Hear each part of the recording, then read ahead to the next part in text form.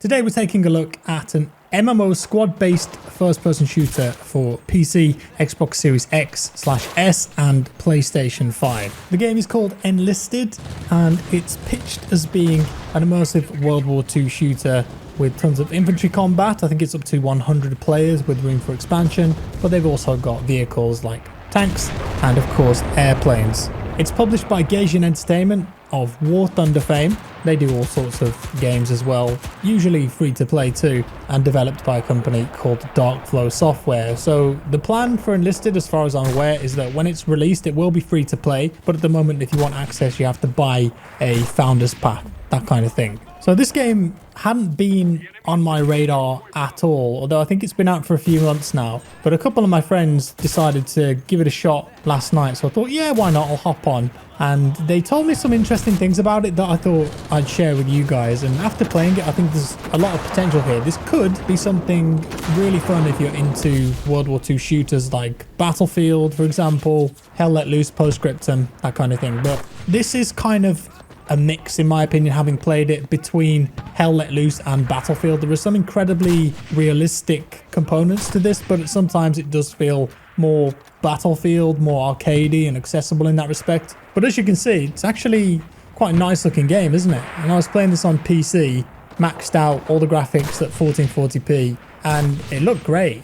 Visually, the environments, the models of the guns in particular look very good, and the performance was brilliant too. It even had NVIDIA DLSS and reflex if you're into that kind of thing. Some of the animations are a bit clunky at times, like you can tell it's not quite there if you compare it to a AAA game like Battlefield or Modern Warfare, for example. Some of the character models for the soldiers too definitely need a bit more work, and there is a lot of clunkiness with the movement too. You find yourself getting stuck on things, the sprinting doesn't seem quite right, awkwardly trying to climb up ladders and jump over obstacles can be a bit tricky at times. But the gameplay itself I think is inherently fun, and there's a couple of game modes that I tried. There's one where you have AI squad mates, which is a bit different for a game like this. You can tell them to defend and attack points. It's quite rudimentary and basic at the moment, but the devs have said in various blogs that they are enhancing that AI system. You can play that with friends or against other people, so it's you and your squad of bots, and you've got friends in your team also have a squad of bots versus real people doing the same thing on the other team.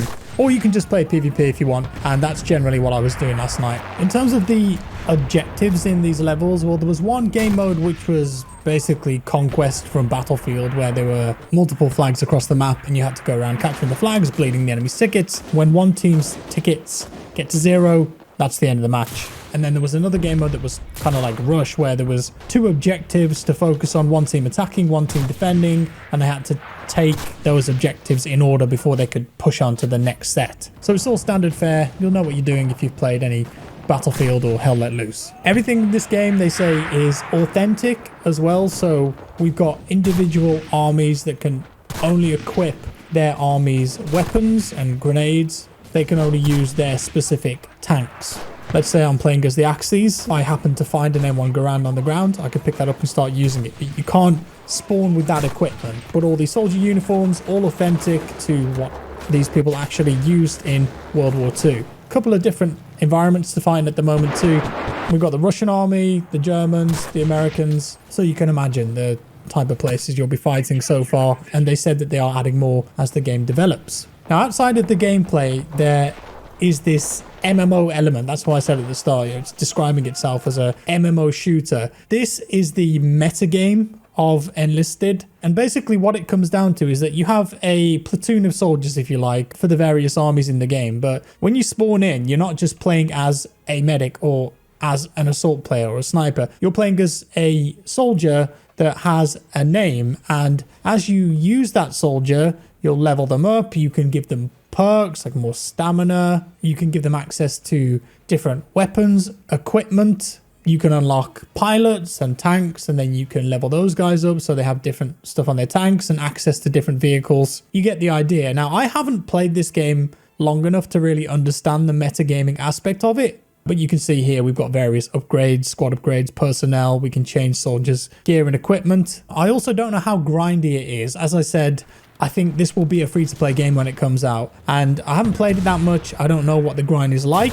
but I've watched a few videos of people who play this regularly, but from what I understand, it can be quite grindy at times leveling up your soldiers to get access to those new weapons and stuff. So hopefully the devs and the publisher can find a nice balance when it comes to that if they do decide to release this as a free-to-play product, because if you can just buy your way to the best stuff, I don't know how well that would go down. Hopefully that's not the case anyway. Some of the cool things about the gameplay, which are a bit different than other games like this. So in your equipment slots, you can carry med packs, and there isn't a medic class, so once you're dead, you're dead. But if you have a med pack on your body, on your inventory, when you are killed, you go into this knocked state, like this down state, just the same way that you would in PUBG or Warzone, Fortnite, other battle royale games, and you can move around a little bit, you start bleeding out, but if you find a safe spot, you can then start to use that med pack and revive yourself. Now, typically in games like this, once you're dead, and you go back to the respawn screen, whatever. It's just kind of interesting playing a Battlefield style game where you can do that. It's beginning to blur the lines between those classic FPS tropes and what battle royale games have brought to the table. I kind of liked it, to be honest, because if I had a class with that med pack on, I had a chance, if I was suddenly just sniped out of nowhere by a guy I couldn't see, to get into cover and revive myself. It also does add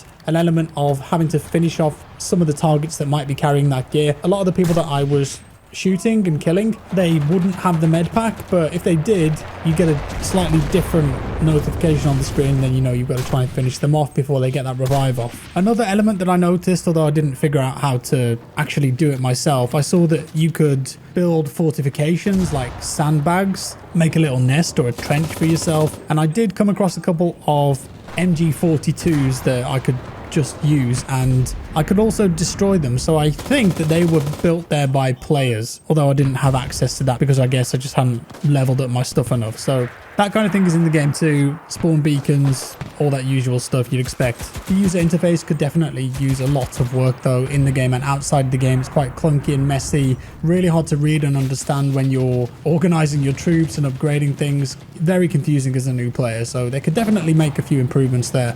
But overall, in the couple hours that I played, I did have fun with this, and I really believe there's some potential. I just think that this game has to pick exactly what it wants to be, because at the moment you have these really immersive elements, like an incredibly quick time to kill. Most soldiers will go down in one bullet to the chest, for example, from a rifle.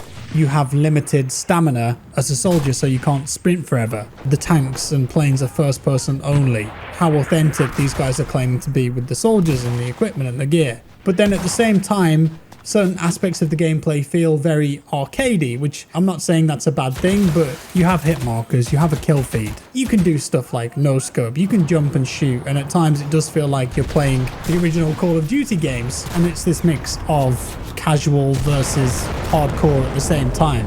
And I'm not exactly sure if there's a massive audience for that in between. Maybe there is. I was trying to think about a way to put how this game feels, and I thought, well, if the original Call of Duty had the technology that it had today and they wanted to make a ground war style game mode that you have in Modern Warfare or something to go up against Battlefield, I think it would be something like this, perhaps without that MMO element on the side in the metagame. But overall though, sometimes the gunplay can be incredibly satisfying. It's fun to go on streaks if you get that right position with the sniper rifle. You do feel like you're part of a big battle at times as well, which is kind of cool. Other times though, with certain guns, it just felt a bit clunky and like I wasn't completely in control. So it's a bit hit and miss. Yeah, definitely had some fun with this one, and I'll be following the development of the game and see where this goes and what kind of game it becomes. And that's all for today, guys. Do let me know your thoughts on Enlisted down in the comments below. If you've played it, how you feeling about it? If you enjoyed the video, leave a like. If you didn't, a dislike. Subscribe for more, and I'll see you in the next one.